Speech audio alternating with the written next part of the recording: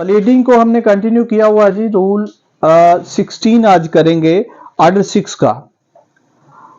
अब ये 2-3 रूल इसके बहुत ही अहम हैं प्रैक्टिकल पॉइंट ऑफ व्यू से भी, लेकिन जो ऑर्डर 6 रूल 16 रूल 16 है, आमतौर पर इस पे इतनी तवज्जो नहीं दी जाती, बहुत टेक्निकल है, बहुत अहम भी है। जो प्रैक्टिकल पॉइंट ऑफ व्यू से होता है वो आमतौर पर आम जुबान में से हम 6 सितारा की एप्लीकेशन कहते हैं। ऑर्डर 6 रूल 17 की एप्लीकेशन अमेंडमेंट ऑफ प्लीडिंग। अब प्लीडिंग की अमेंडमेंट कौन कर सकता है? दोनों पार्टी कर सकती हैं। हम 17 पे जाते हैं, वहां जाके बात करते हैं। अब 16 क्या कहता है, उसका मेन हेड नोट क्या है? Striking out pleading. जहां तक आपने क्रैमिंग करनी है, क्या है? Striking out pleading.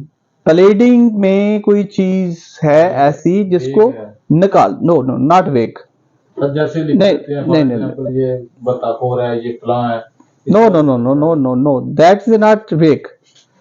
बत्ताखोर होना नहीं। आगे चलते हैं, हम देखते हैं कि वो क्या बात करता है। नो इशू, क्वेश्चन करने देने, बल्कि करिए आप। क्या कहता है? वो कहता है कि ये चीजें होंगी तो कोर्ट जो है वो प्लीडिंग को वहां से खत्म कर देगी, उसका पार्ट एंड पार्सल नहीं रहेगा। प्लीडिंग का, प्लेंट का भी नहीं, रिटर्न स्टेटमेंट का भी नहीं, प्लीडिंग का, दोनों की बात करता है। स्ट्राइक आउट प्लीडिंग, निकाल देना, खत्म कर देना, एक्सपंज कर देना, रिमूव कर देना। ठीक हो गया। कहता है the courts may at any stage of the proceeding order to be struck out और amended any matter in any pleading which may be unnecessary or scandalous।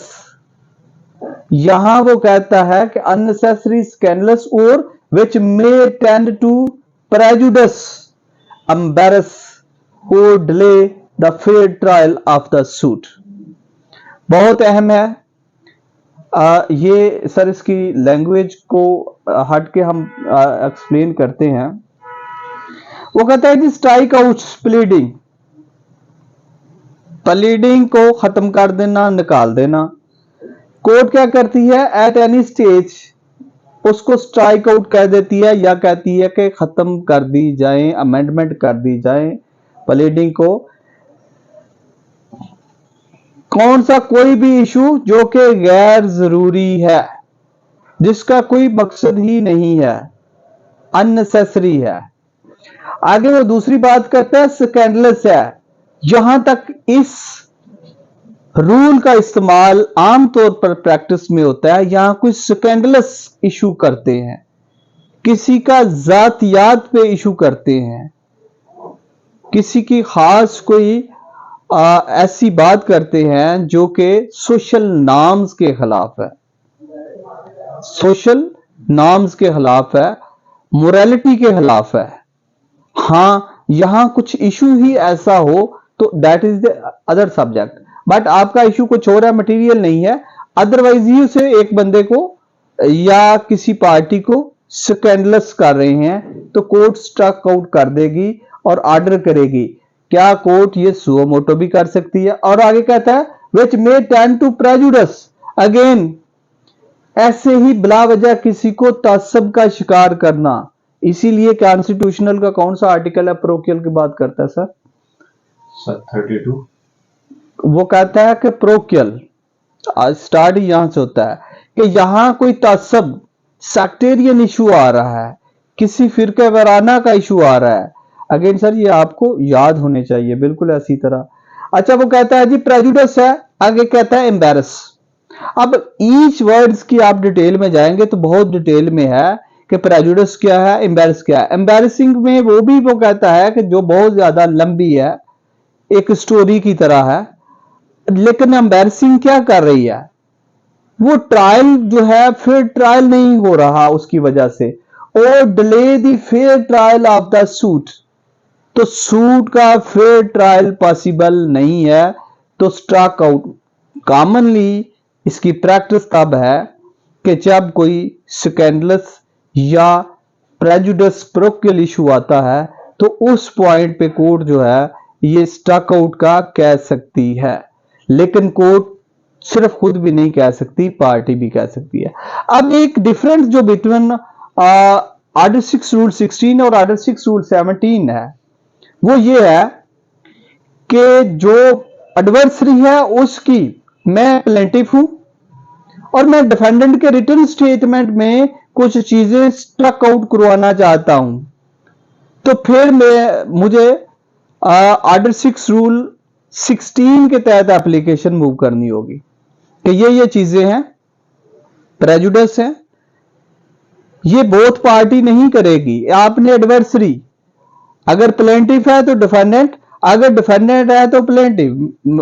Again कि अगर प्लेंट दावा इस तरह का आया है, प्लेंट इस तरह की आई है जो उसमें कुछ स्कैंडलस चीजें हैं, प्रेजुडिस है, प्रोलॉन्ग कर रही हैं, एम्बेरस कर रही हैं ट्रायल को, तो कौन एप्लीकेशन मूव करेगा? देन डिफेंडेंट एप्लीकेशन मूव करेगा।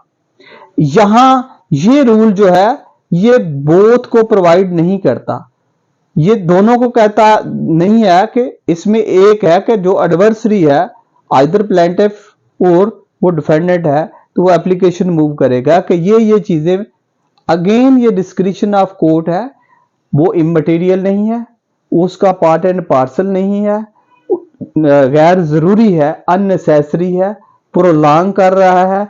इन सारे सर्कमस्टेंस में फिर कोर्ट देखेगी, कोर्ट की डिस्क्रिप्शन होगी कि वो उसको स्ट्रक आउट कर दे, उसको प्लेंट से निकाल दे या प्लीडिंग से, रिटन स्टेटमेंट से निकाल दे।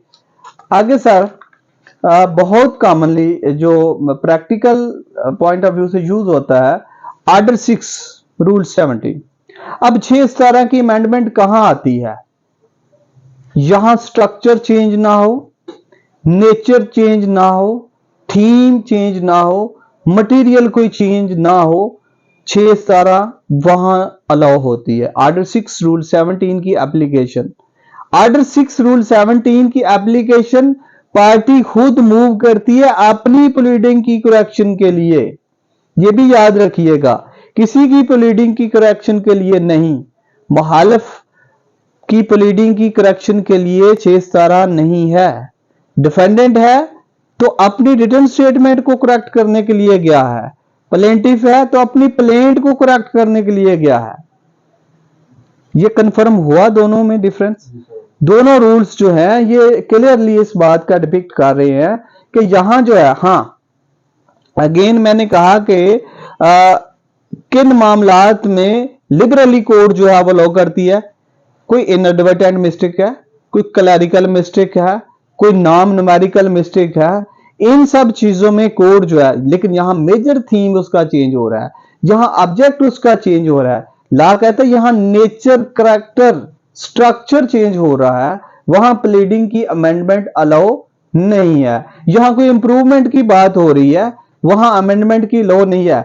यह भी याद रखिएगा, यहां नई काज ऑफ एक्शन अक्रू हो रही है, वहां भी लॉ नहीं है। अगर पहले दावा चल रहा है उसके बाद बिटवीन द सेम पार्टीज या कोई और इशू आ गया, property subject matter of dispute जो है वो ट्रांसफर हो जाती है। अक्सर औकात ये होता है कि लिटिगेशन के दौरान प्रॉपर्टी आगे ट्रांसफर हो जाती है, जब आगे ट्रांसफर होती है तो वो न्यू काज ऑफ एक्शन आ जाती है। अब वहां भी अमेंडमेंट अलाउ नहीं है।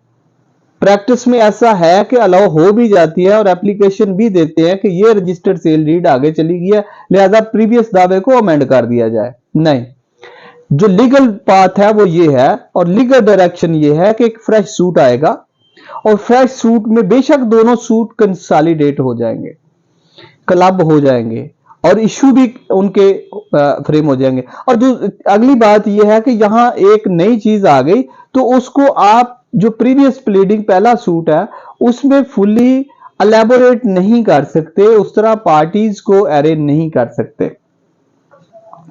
अब जो 17 है इसकी लैंग्वेज की तरफ जाते हैं। Article 6 rule 17 amendment of pleadings, the court में एट एनी स्टेज, यहां एनी स्टेज की इंटरप्रिटेशन करते हुए एपिक्स कोर्ट की जजमेंट है कि ये अप टिल सुप्रीम कोर्ट भी हो सकती है। अगर कोई ऐसी मिस्टेक है जो कि वाक्य ही इनएडवर्टेंट है। Of the proceeding allow either party to alter, अब आइदर पार्टी से मेरा दोनों फ्री कैन की बात करता है, और amend his pleadings in such manner and on such term as may be just. यह मैं एक और बात करता चलूं कि जो अमेंडमेंट आनी है या अमेंडमेंट होनी है, वो जो प्रपोज्ड अमेंडमेंट और जो कोर्ट ने अलाउ की है उससे आगे पीछे एक फुल स्टॉप भी अमेंड नहीं होना।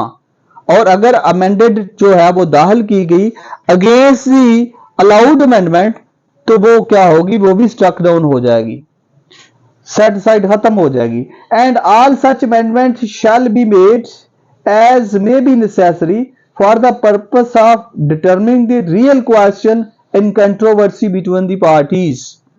अब अगेन अमेंडमेंट का मकसद क्या है कि real controversy between the parties जो है उसको रिजॉल्व करना, उसको खत्म करना, और जो मटेरियल पॉइंट है वो सामने आना। हमने ऑर्डर 6 और रूल 16 का जो क्रॉस रेफरेंस में आ रहे हैं वो है ऑर्डर 2 रूल 2 और ऑर्डर 6 रूल 70, वाइस वर्सा दोनों की क्रॉस रेफरेंस में आप एग्जामिनेशन पॉइंट ऑफ व्यू से दे सकते हैं। और ये ऑर्डर 6 रूल 17 की अगर हम बात करें तो इसके क्रॉस रेफरेंस में अगेन ऑर्डर 6 रूल 16 आ सकता है, चूंकि वहां अदालत अपनी मर्जी से या स्टक ऑफ करवाया जा सकता है, कोई भी स्कैंडलस इशू है, प्रेजुडिस है। आगे ऑर्डर 14 रूल 5 है, ऑर्डर 1 रूल 10, ऑर्डर 7 रूल 7 इसके क्रॉस रेफरेंस में।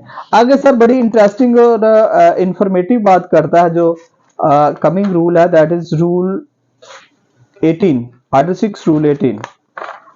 अच्छा, रूल 18 कहता है जी कि जब प्लीडिंग की अमेंडमेंट अलाउ हो गई तो अमेंडेड पिटीशन कितने दिनों में आनी चाहिए जी? अगर आपने पढ़ा होगा तो आपको पता होगा ये डेफिनेट 14 दिन। Very good.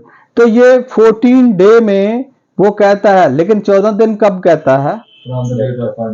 जब टाइम कोई कोर्ट ने न किया हो। No no no no no, जब कोर्ट ने टाइम स्पेसिफाई अमेंडमेंट का ना किया हो देन 14 दे। अगर कोर्ट कहती है 4 दिन में अमेंडमेंट दो तो फिर 4 दिन में देनी है। जब कोर्ट स्पेसिफाई ऑर्डर करेगी 10 दिन का करेगी तो फिर 10 दिन में देनी है, 5 दिन, with in 5 day, with in 10 day, तो फिर विद इन 10 डे। और अगर वो उसमें टाइम स्पेसिफाई नहीं है, जैसे कि यहां हम जिमनी बात इंसिलरी करते चले सप्लीमेंट्री के रेंट डिपॉजिट कराना होता है पंजाब रेंटेड प्रेमिसेस एक्ट के तहत। अगर तो पार्टी ने एग्रीमेंट में लिखा है तो फिर जो डेट लिखी है उसके मुताबिक है, बेशक वो 24, 25, 2, 4, 5, 10 महीने की कोई भी है। और अगर नहीं लिखी तो 10 before 10th of each month वो कराना है। ये एक सेटल्ड लॉ है और 10 से 11वां दिन भी अलाउ नहीं है, बड़ा स्ट्रिक्टो सेंस उसको लिया जाता है। लेकिन यहां अमेंडमेंट में यह ऐसा इशू नहीं है, इसमें इतना नहीं लिया जाता। 18 कहता है failure to amend after order, order हो गया अमेंड नहीं किया, कानून क्या कह रहा है? If a party who has obtain an order for leave to amend does not amend accordingly within the time limited for the that purpose by the order, और अब किसने किया? उसको टाइम दिया ऑर्डर ने, 2, 4, 5, 10, 20 दिन का जितना भी दिया। और if no time is there bye limited, अब नो टाइम, यहां उसने 50 दिन का भी, महीने का भी टाइम दिया, that is no issue. But अगर no time is limited, time नहीं है ऑर्डर में, ठीक, फिर क्या होगा? Is there bye limited then within 14 days from the date of the order, और जब ऑर्डर हुआ उसके 14 डे तक वो अमेंड करना है। He shall not be permitted to amend after the expiration of such limited time as aforesaid और of such 14 days as the case may be unless the time is extended by the court। ये वो नीचे description court को दी गई इसी rule ने, जिसकी वजह से यहां प्रैक्टिकली हमने देखा कि अमेंडमेंट 6 माह नहीं आती, साल नहीं आती। Amended plate, amended return statement के लिए सूट जो है वो चलता रहता है। स्ट्रिक्टो सेंसो होना चाहिए। लॉ जब प्रोवाइड कर रहा है कि 14 डे, तो 14 डे एक रीजनेबल टाइम है जिसमें अमेंडमेंट जो है वो जमा करवानी चाहिए।